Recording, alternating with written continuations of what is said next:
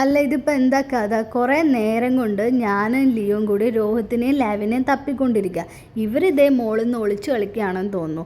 സംഭവം രോഹിത്ത് പെട്ടുപോയതാണേ. കുറേ നേരമായി ലാവി മുകളിൽ രോഹിത്തിനെയും കൊണ്ട് വന്നിട്ട്. ലാവിക്ക് എന്തോ ഒരു സ്മെല്ല് കിട്ടിയിട്ടുണ്ട്. അപ്പോൾ അത് അന്വേഷിച്ച് നടക്കുകയാണ് നമ്മുടെ ലാവിക്കുട്ടി. സംഭവം പക്ഷേ ഇവിടെയല്ല ഉള്ളത്. എവിടെയുള്ളതെന്ന് ഞങ്ങൾക്കറിയാം. അപ്പോൾ ഈ വീഡിയോ നിങ്ങൾ ഫുള്ളായിട്ട് കണ്ടാൽ നിങ്ങൾക്ക് ആ സംഭവം എന്താണെന്നുള്ളത് മനസ്സിലാവും. ബിസ്ക്കറ്റൊക്കെ എടുത്ത് ഞങ്ങൾ കുറേ പുറകെ നടന്നു നോക്കി. പക്ഷെ ഒരു രക്ഷയില്ല. എല്ലാവരും കൂടി കളിക്കാൻ വന്നിട്ടുണ്ടെന്ന് അറിഞ്ഞപ്പോൾ ലാവിക്കും കുറച്ച് എനർജി വന്നു. അങ്ങനെ ലാവി കളിക്കാൻ വേണ്ടി ഞങ്ങളെ വിളിച്ചതായിരുന്നു. ഞങ്ങൾക്ക് അത്ര എനർജി ഇല്ലാത്തതുകൊണ്ട് ഞങ്ങൾ മുകളിലോട്ട് കയറി പോയില്ല. അപ്പോൾ താഴെ ഇറങ്ങി വന്നിട്ടുണ്ട്. ഇനി താഴെ പോയിട്ട് വേണം അവൾക്ക് വിശദമായിട്ടൊന്ന് പരിശോധിക്കാൻ. പിന്നെ നേരെ താഴെ വന്ന് തപ്പി നോക്കി. അടുക്കളയിൽ പോയിട്ടുണ്ടായിരുന്നെങ്കിൽ കാര്യം കിട്ടിയേനെ. പക്ഷേ ലാവി നേരെ പുറത്തോട്ടാണ് വന്നത്.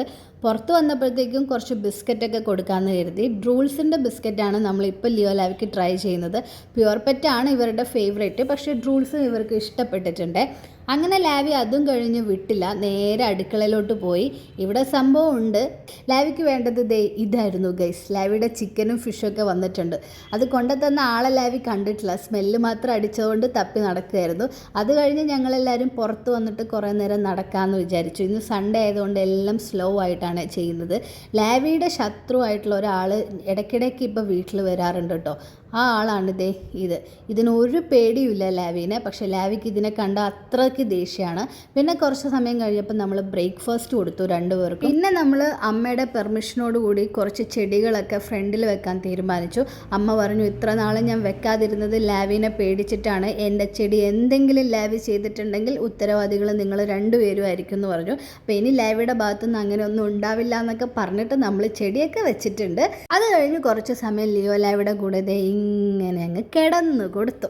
ഇതിൻ്റെ ഒരു സുഖം എന്താണെന്നുള്ളത് പെറ്റ് പാരൻസിന് മാത്രമേ മനസ്സിലാവുള്ളൂ അല്ലേ. അത് കഴിഞ്ഞ് ലിയോ ലാവി ഉച്ചയ്ക്ക് ചോറൊക്കെ കഴിച്ച് ഞങ്ങൾ ചോറ് കഴിക്കാനായിട്ട് പോവാണ്.